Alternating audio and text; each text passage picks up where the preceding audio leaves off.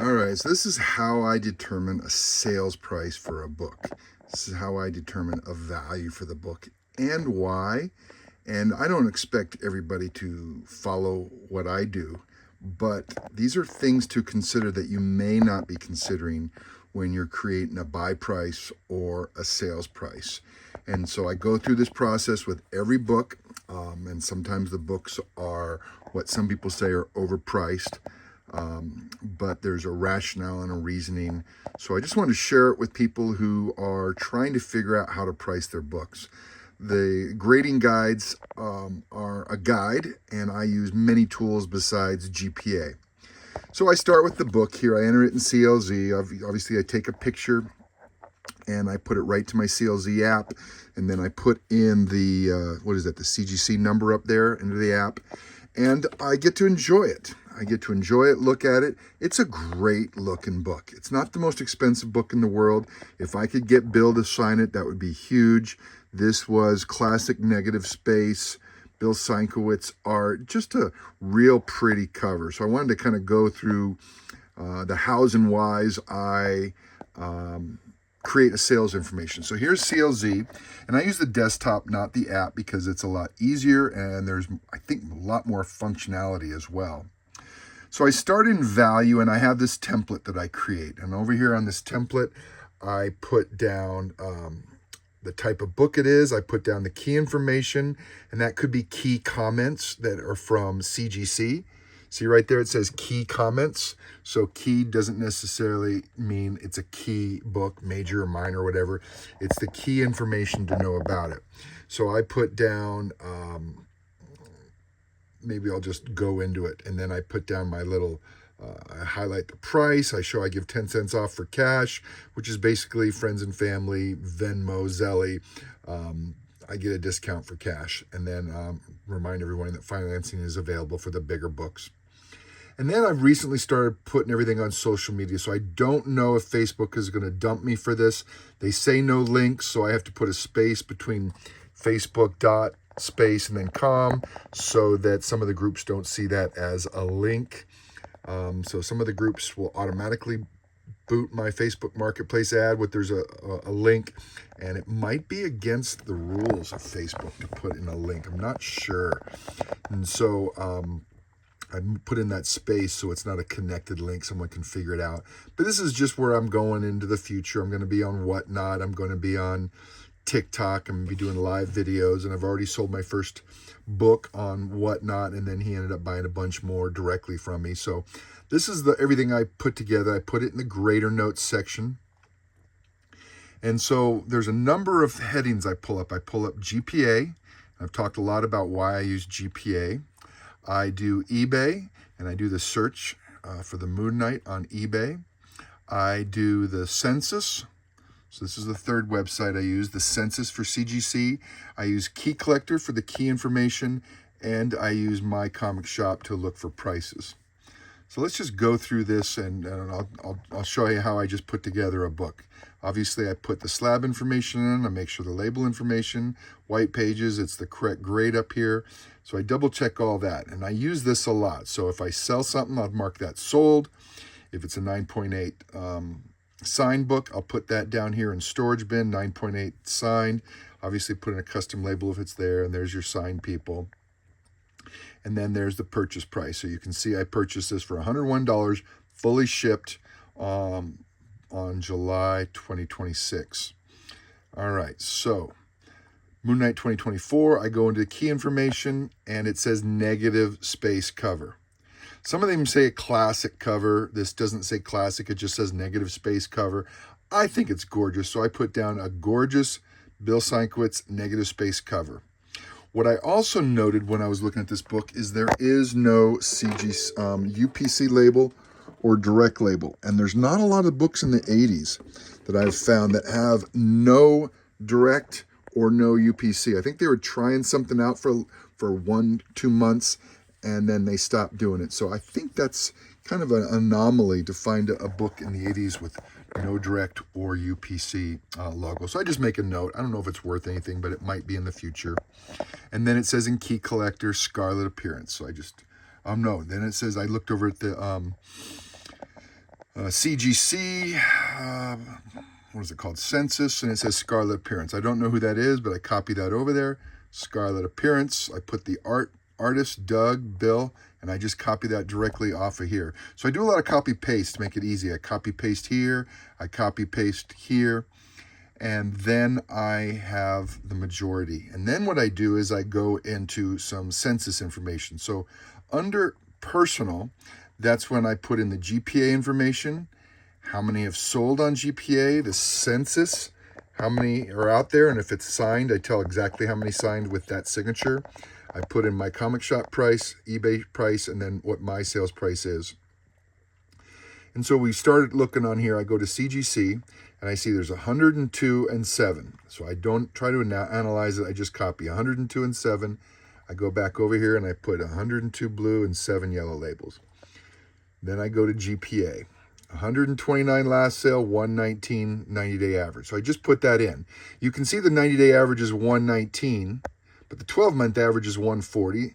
The year before that, it was 134, and last sale was 129. So that is probably low because someone got a low price on an auction. In fact, let's look at that. That's in between the 129 and 110. No. So if you're just looking at, 129 and 110 is the 90-day average, but you can see one sold for 158. So how do you price this book? The difference between 110 and 158 are huge. So I don't try to go do a lot of analyzation, not yet. I just say 129 and 119, even though this is giving me the indication that it's probably worth more than 119. That's just the 90-day average, and in that case, it was only 2 books. So I put 129 and then 119. That's pretty much all I did in the past, but I was probably coming up with sales prices that were either too high or too low. So I go see what other people can buy it for. I look on my comic shop. There's no 9/8 on my comic shop. Okay, great. I look on eBay. The cheapest on eBay is 140.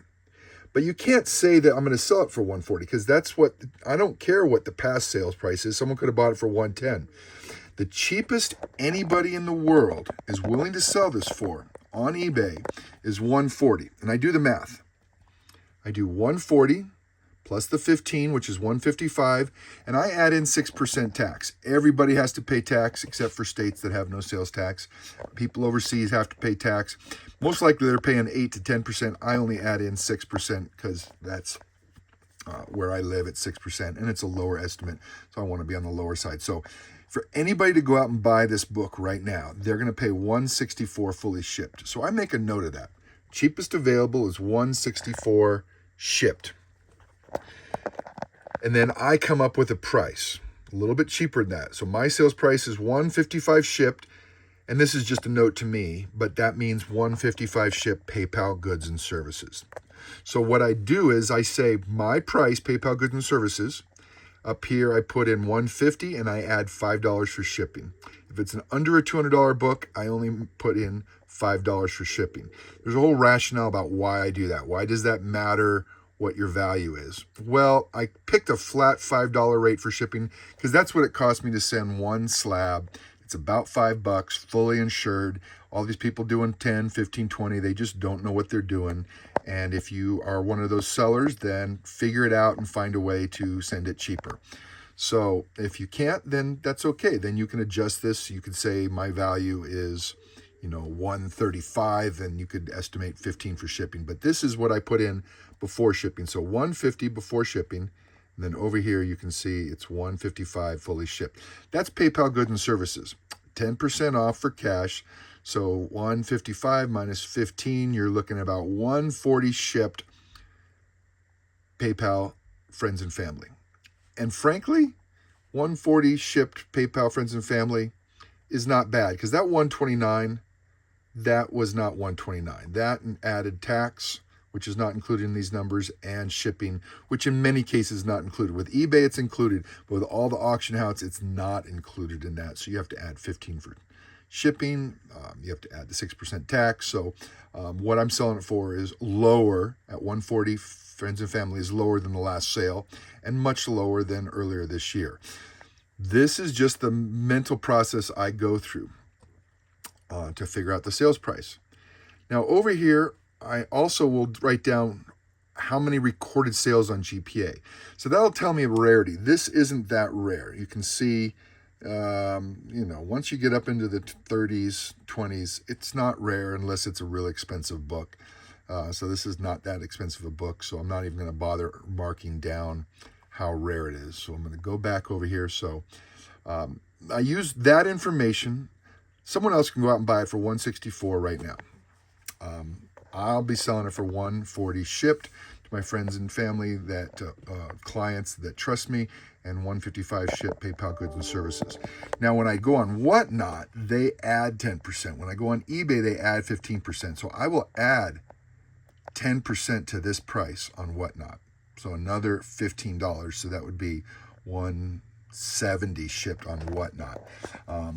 I am not even sure how I'm going to sell on Whatnot, but cash prices are always going to be cheaper than anywhere through one of these online selling platforms. So that's what I do. And I come up with this full list of details. Maybe sometimes I think I should put the price at the top, but I do all that. And then what I do from there is I copy this and I put it into a spreadsheet that connects with my, this is my spreadsheet. This is comic books that I need to get over, and all the green ones are already ones that I fill out. So these are books in my CLZ app that have not been ported over to my website yet. There's quite a bit, and the green ones, I've put in all the detail information. So this is what takes so long, is putting in all the detail information. A lot of the new books I buy are down at the bottom. And so these are all the new books that weren't on my list before. And as soon as they come in, I fill out the information. And I just do an Excel file sheet. It switches over to a CVS file, and then that loads up to my website. And then that connects with my Facebook shop. And this way, if I ever lose my Facebook profile and lose all my marketplace ads, I have all my books in one spreadsheet. So this is all the books that I am updating with clean data, and then I move that over to, this is all the books on my actual website that ports over to my Facebook shop. Anything green means I've updated some details in there. So this isn't a tutorial on how to do, work with your own website, but I have pictures on there, I have prices, I have the detail, the short description, the name, and some categories. So anyways, this is my master file that's all clean with all detailed information, as well as updated sales prices, and you can see there are quite a bit. I'm just scrolling and scrolling and scrolling, a few hundred. So anyways, that is how I come up with a price. And sometimes this sales price I come up with, it might be way over last sale. So what if I did all this, and the cheapest you can get it for on eBay is $500. So I put mine down to $450 shipped. And that's also cheaper than anything you can get on my comic shop. So it's not like I'm pricing it more expensive than anybody else. I'm the cheapest, and I use the term in the world. If you can find it for cheaper, less, I can try and beat it. So I can't guarantee the lowest price, because someone could do a fake ad to sell something, or they try to manipulate you but I say I'll try to beat it, and I can try to beat it. And a lot of times that's cash, and some people don't feel comfortable with that. So let's say, no, thank you. I just want something secure. And then I can say, well, I can do that price right there. That's PayPal goods and services, and they may not like it, and they might hold off to try to get it cheaper, and that's fine. But there's a rationale. Think of all the collectors in the world that have this book. Nobody of the 10,000, well, how many 9.8s are there? There's not a lot of 9.8s, right? There are 102 books of these in the world. That's it. So of those 102 clients, no one has it up for sale cheaper than me. So to me, that's a big enough argument to say I'm the cheapest in the world. Out of anyone that's selling it anywhere, I'm the cheapest. The other ones don't have it up for sale because it's not for sale, or because they're too busy to put it up for sale, or that type of thing. Or they're happy just keeping it in their collection because it's a great book. So if I had a sales price that I came up with of $450, but the last recorded sale was $150, I'd be okay putting that up for $450 if it was the cheapest in the world, especially with rare books. Let's say there's only 3 recorded sales of a book and there's only 15 in the world. Last one sold for 150, but the cheapest available anywhere is 500 and I offer it for 450. I'm okay with that. I'm okay being the cheapest in the world, even though it's double the last sale. I have watched GPA sales data every day to realize that you could have a sale, reported sale, for these last few years. Prior to 2020, everything was very flat. But these last few years, there is a significant difference in auction prices and buy it now prices. And that is what I think contributes to this huge discrepancy between, the last 2 sales. One could be $1,000 and one could be $2,200. And so there is no fair market value per se. There's no average that's going to make sense. You can't take $1,000 sale and then the next day a $2,000 sale and say it averages out to $1,500. I mean, you could, but that is pretty far off of either one. So I know that I just sold some books. Last sale was like $600, but recent sale was $1,200. So the demand can change quickly in this environment. Prices can fluctuate more than they have prior to 2019. So because of that, and I don't want to stay up to date on all the hottest spec news, I don't have the time or energy to do that. I just want to be the cheapest in the world. So I put a book up there for $450, and then someone puts it on eBay for $150. That client comes back to me and says, "Hey, it's for $150 on eBay." Okay, I do the price, and it's $164 shipped. And they say, "Okay, I can do $155 shipped," even though I had it at $500 shipped, because someone else in the world wants to sell it that cheap. I can probably beat it. Now, granted, if I bought it, this was a $100 book, so I might make $50 on it. If I sell it for $150, if I sell it for $140 cash, I make like $40 on it. So I might not be thrilled with that, but I might be thrilled with that. It just depends on how much I like the book. I mean, I'd love to get this signed. If I could hold on to this and get this signed by Bill, I'm assuming he's still alive. I just saw one for sale on eBay for $400. That seems cheap for one of these signed by Bill, but maybe I'm wrong. Anyways, I think Bill is an underrated artist. I'd collect anything of his that has his signature on it. Anyways, this kind of takes you through my thought process, what I'm considering in creating a sales price. You can take what you want, throw out the rest, borrow it, come up with something totally different. It depends on how fast you want to move the books. I'm not like these big dealers that want to move a lot of books quickly. I'm also a broker, so that takes up some time where I'm going out and finding books for people. And in fact, someone just texted me. He wants an AF-15 we're bidding on tonight. And he's trying to decide how much he wants to pay for that. So that's my brokerage business. Anyways, if this is helpful, great. Happy hunting, guys.